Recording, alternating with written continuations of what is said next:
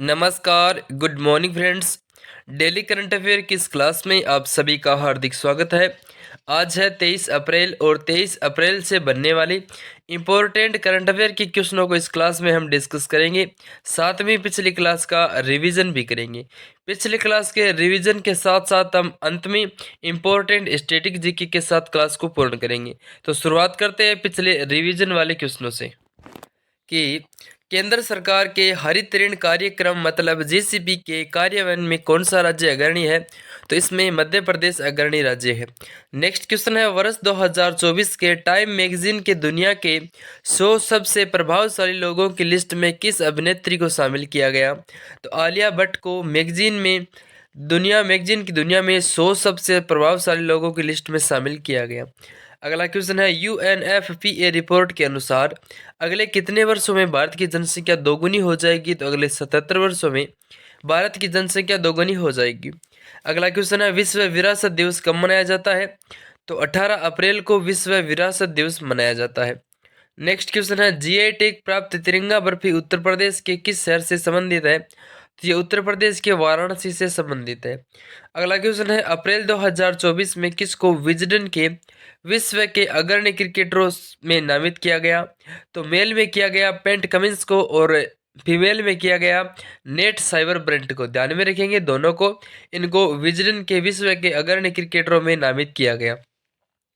वही बात करते हैं, अप्रैल 2024 में जगजीत पवाड़िया को अंतर्राष्ट्रीय नारकोटिक्स कंट्रोल बोर्ड के कौन से कार्यकाल के लिए चुना गया? तो तीसरे कार्यकाल के लिए इनको चुना गया, जगजीत पवाड़िया को। नेक्स्ट क्वेश्चन है, चर्चित पुस्तक ए मरसरंदरी निम्न में से किसका संस्मरण है? तो ये दुबूरी सुब्बाराव का है। और अगला क्वेश्चन है, किस संस्थान ने श्री रामलला का सूर्य तिलक किया? तो ये रामनवमी के दिन किया, भारतीय तारा भौतिकी संस्थान ने। ये थे हमारे पिछली क्लास के इम्पोर्टेंट रिवीजन के क्वेश्चन जो मैंने आपको करवाए हैं। अब बात करते हैं आज से बनने वाले इम्पोर्टेंट करंट अफेयर के क्वेश्चनों को। तो आज का पहला सवाल है, हाल ही में चर्चा में रहा ड्रैगन फ्लाई रोटरक्राफ्ट मिशन किस अंतरिक्ष संगठन से संबंधित है? राइट आंसर है ड्रैगन फ्लाई रोटरक्राफ्ट मिशन है, ये नासा से संबंधित है। बी ऑप्शन राइट आंसर है। डिटेल से अगर जाने तो नासा ने 3.35 अरब डॉलर के बजट के साथ शनि के चंद्रमा ट्राइटन पर ड्रैगन फ्लाई रोटरक्राफ्ट मिशन की पुष्टि की, जो जुलाई 2028 को लॉन्च होगा। यह एक ड्यूअल क्वाडकॉप्टर जो रेडियो आइसोटोप पावर सिस्टम के साथ मुख्य रूप से चंद्रमा की सतह पर विभिन्न खोजों की स्थानों की खोज कर रहा है। यह पृथ्वी की प्रारंभिक स्थितियों से मिलती जुलती प्रीबायोटिक रासायनिक प्रक्रियाओं की खोज करेगा। वही बात करते हैं हम नासा की, तो स्थापना की गई 29 जुलाई 1958 को। मुख्यालय है नासा का वार्षिक गठन डीसी में और वर्तमान में अध्यक्ष है बिल नेल्सन, जो नासा के है वर्तमान में अध्यक्ष। इंपॉर्टेंट है, सारे दोस्त ध्यान में रखेंगे। अगला क्वेश्चन है, फ्रांसीसी कार निर्माता सिट्रोएन ने भारत के ब्रांड एम्बेसडर किसे नियुक्त किया है? तो भारत में सिट्रोएन के ब्रांड एम्बेसडर बने हैं महेंद्र सिंह धोनी। डिटेल से अगर जाने तो भारतीय क्रिकेट के दिग्गज महेंद्र सिंह धोनी को भारत में फ्रांसीसी कार निर्माता सिट्रोएन का ब्रांड एम्बेसडर नियुक्त किया गया है। इस कदम का उद्देश्य प्रतिस्पर्धा भारतीय बाजार में स्टेलेटिस समूह कंपनी के लिए ब्रांड पहचान को बढ़ावा देना। धोनी 7 करोड़ रुपए की वार्षिक फीस के साथ 2 साल के लिए ब्रांड का प्रतिनिधित्व करने के लिए तैयार है। सिट्रोएन के संस्थापक कौन है? तो वो है आंद्रे सिट्रोएन और मुख्यालय है सेंट ओवेन सुर सीन फ्रांस में। ठीक है दोस्तों, फ्रांस की ये कार कंपनी है जिसके भारत में ब्रांड एम्बेसडर बने हैं महेंद्र सिंह धोनी। और वर्तमान की बात करें तो महेंद्र सिंह धोनी खेल रही है सीएस के टीम में, आईपीएल चल रहा है हाल में, तो इंपॉर्टेंट है, ध्यान में रखेंगे। अगला क्वेश्चन है, विंदेश्वर पाठक को मरणोपरांत कौन सा पुरस्कार प्रदान किया गया? राइट आंसर है पद्म विभूषण। भारत का दूसरा सर्वोच्च सम्मान पद्म भूषण दिया गया और सर्वोच्च सम्मान है जो है आपके भारत रत्न, जो हाल ही में 5 लोगों को दिया गया 2024 में। ये मैंने आपको 2-3 बार बता दिया है, ध्यान में रखेंगे कि 2024 में भारत रत्न कुल 5 लोगों को दिया गया है। किन किन को दिया गया है वो मैंने आपको डिटेल में बता दिया, अलग से वीडियो भी प्रोवाइड करवा दिया है। बात करते हैं पद्म विभूषण पूर्व उपराष्ट्रपति एम वेंकैया नायडू, भारतनाट्यम नृत्यांगना डॉक्टर पद्मा सुब्रमण्यम व बिंदेश्वर पाठक को मरणोपरांत ये पुरस्कार प्रदान किया गया, पद्म विभूषण। ठीक है दोस्तों, मोस्ट इंपॉर्टेंट है। अगला क्वेश्चन है, हाल ही में विश्व पृथ्वी दिवस कब मनाया जाता है? राइट आंसर है 22 अप्रैल। 22 अप्रैल को पृथ्वी दिवस मनाया जाता है। डिटेल से अगर जाने तो प्रतिवर्ष 22 अप्रैल को अंतर्राष्ट्रीय मातृ पृथ्वी दिवस मनाया जाता है। अंतर्राष्ट्रीय मातृ पृथ्वी दिवस को विश्व पृथ्वी दिवस के रूप में भी जाना जाता है। पृथ्वी सिर्फ मनुष्यों का ही नहीं बल्कि असंख्य जीव जंतुओं और वनस्पतियों का भी घर है। 2024 में पृथ्वी दिवस की थीम है ग्रह बनाम प्लास्टिक, मोस्ट इंपॉर्टेंट है। अगला क्वेश्चन है, भारतीय नौसेना की पूर्व नौसेना कमान पूर्वी लहर अभ्यास का संचालन किया। पूर्वी कमान का मुख्यालय कहाँ है? तो राइट आंसर की बात करें तो पूर्वी कमान के मुख्यालय की बात करें तो वो विशाखापट्टनम में है। डिटेल से अगर जाने तो भारतीय नौसेना ने flag officer commanding in chief पूर्व नौसेना कमान के नेतृत्व में पूर्वी समुद्री तट पर पूर्वी लहर अभ्यास का संचालन किया। इसका उद्देश्य क्षेत्र की समुद्री सुरक्षा चुनौतियों से निपटने के क्रम में भारतीय नौसेना की तैयारियों के मूल्यांकन को करना है। पूर्वी नौसेना कमान भारतीय नौसेना की 3 कमांड स्तरीय संरचनाओं में से एक है और इसका मुख्यालय विशाखापट्टनम आंध्र प्रदेश में है। ठीक है दोस्तों, इंपॉर्टेंट है। अगला क्वेश्चन है, पीएम नरेंद्र मोदी ने भगवान महावीर निर्वाण महोत्सव का उद्घाटन कहाँ किया? राइट आंसर है भगवान निर्वाण महावीर महोत्सव का उद्घाटन किया, वो किया गया नई दिल्ली में। सी ऑप्शन करेक्ट आंसर है, सारे दोस्त ध्यान में रखेंगे। प्रधानमंत्री नरेंद्र मोदी ने नई दिल्ली के भारत मंडपम में महावीर जयंती के शुभ अवसर पर 2550वें भगवान महावीर निर्वाण महोत्सव का उद्घाटन किया।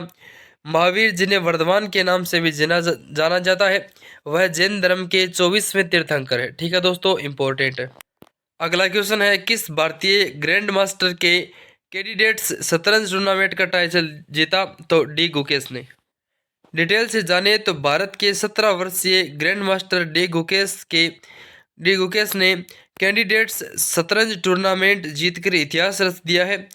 गुकेश ने 40 साल पहले महान गेरी कास्परोव द्वारा बनाए गए रिकॉर्ड को तोड़ते हुए सबसे कम उम्र के विजेता बन गए हैं। वह महान विश्वनाथ आनंद के बाद यह प्रतिष्ठित टूर्नामेंट जीतने वाले दूसरे भारतीय बने हैं, तो इम्पोर्टेंट है। अगला क्वेश्चन है, हाल ही में त्रिशूर पूरम त्योहार कहाँ मनाया गया? राइट आंसर है केरल। केरल में मनाया गया हाल ही में त्रिशूर पूरम महोत्सव। डिटेल से जाने तो त्रिशूर पूरम एक भव्य मंदिर उत्सव है जो पूरी दुनिया में मनाया जाता है। केरल एक भारतीय राज्य है जो अपनी समृद्ध संस्कृति और परंपराओं के लिए जाना जाता है। राज्य कई धर्मों का घर है और उनकी विशेषता उसके विविध परिदृश्य, इलाके, रीति रिवाज, संस्कृति और इतिहास है। त्रिशूर पूरम एक त्योहार है जो केरल की समृद्ध सांस्कृतिक विरासत में गहराई से निहित है। हालांकि यह एक मंदिर का त्योहार है, समाज के सभी क्षेत्र के लोग इसे संगीत, जुलूस, मेले और आतिशबाजी के साथ मनाने के लिए एक साथ आते हैं। इंपॉर्टेंट क्वेश्चन है, सारे दोस्त ध्यान में रखेंगे। अगला क्वेश्चन है, हाल ही में आर्टेमिस समझौते में शामिल होने वाला 38वां देश कौन सा बना? तो स्वीडन बना। बी ऑप्शन करेक्ट आंसर है। ठीक है दोस्तों, इंपॉर्टेंट है। डिटेल से जाने तो स्वीडन आर्टेमिस समझौते पर हस्ताक्षर करने वाला 38वां देश बन गया है। वर्तमान में संयुक्त राज्य अमेरिका, भारत और जापान समझौते पर हस्ताक्षर करने वाले एकमात्र अग्रणी अंतरिक्ष यात्री देश है। आर्टेमिस समझौता ऐसा समय में हुआ जब एक नई अंतरिक्ष दौड़ गर्म हो रही है। भारत और जापान दोनों ही इस नई दौड़ में दावेदार के रूप में उभरे हैं, क्योंकि दोनों देश चंद्रमा पर एक अंतरिक्ष यान को सफलतापूर्वक सॉफ्ट लैंड करने में कामयाब रहे हैं। तो ध्यान में रखेंगे सारे दोस्त। बात तो यह स्वीडन देश की, तो जानते हैं स्वीडन की राजधानी तो वो है स्टॉकहोम। आधिकारिक भाषा है स्वीडन की स्वीडिश। और किस महाद्वीप में आता है स्वीडन? तो यूरोप महाद्वीप में आता है। मुद्रा की बात करें तो मुद्रा है स्वीडन की वो है क्रोना और वर्तमान में प्रधानमंत्री है वो है उल्फ क्रिस्टियर्सन। ठीक है दोस्तों, मोस्ट इंपॉर्टेंट है। अगला क्वेश्चन है, हाल ही में भारत पे ने अपना नया सीईओ किसे नियुक्त किया गया है? तो नलिन नेगी को। हाल ही में भारत पे ने अपना नया सीईओ नियुक्त किया है। और बात करते हैं भारत पे की, तो संस्थापक है असीर गोरवर और शाश्वत नकरानी। स्थापना की गई अप्रैल 2018 को और मुख्यालय है भारत पे का नई दिल्ली में। इंपॉर्टेंट क्वेश्चन है, ध्यान में रखेंगे। और दोस्त इसी के साथ हमने हर रोज की तरह टॉप 10 क्वेश्चनों को डिटेल के साथ कंप्लीट किया। उम्मीद करूंगा जानकारी आपको बहुत अच्छी लगी होगी। अब बात करते हैं आज के इंपॉर्टेंट स्टडी जीके के क्वेश्चन को। तो आज के स्टडी जीके में हमारा टॉपिक है भारत के विश्व विरासत स्थल। तो पहला है, गोवा के चर्च और कॉन्वेंट कहाँ है? तो गोवा में है गोवा के चर्च और कॉन्वेंट। फतेहपुर सीकरी कहाँ है? विश्व विरासत स्थल की सूची में इसका नाम है, तो यह है उत्तर प्रदेश में। नेक्स्ट, हम्पी के स्मारक समूह कहाँ है? तो कर्नाटक में है हम्पी के स्मारक समूह है। नेक्स्ट, खजुराहो स्मारक समूह कहाँ है? तो मध्य प्रदेश में है। नेक्स्ट, महाबलीपुरम में स्मारकों का समूह कौन सा है? तो तमिलनाडु में है।